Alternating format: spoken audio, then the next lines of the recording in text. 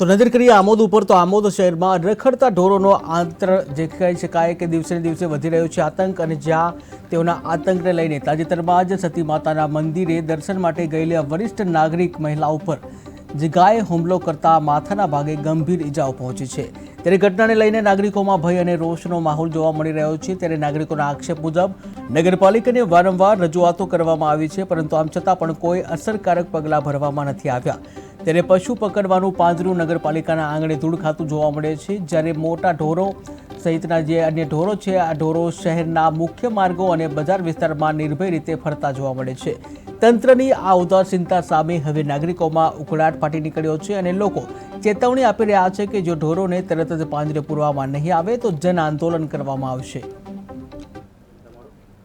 મારું નામ રેખાબેન મહેન્દ્રલાલ દેસાઈ છે।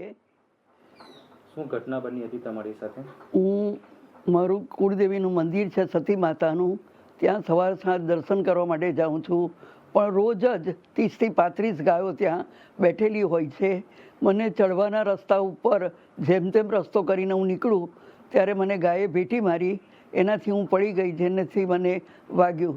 અમે સિનિયર સિટીઝન છે। બેન તમારું? મારું નામ રેખાબેન મહેન્દ્રલાલ દેસાઈ।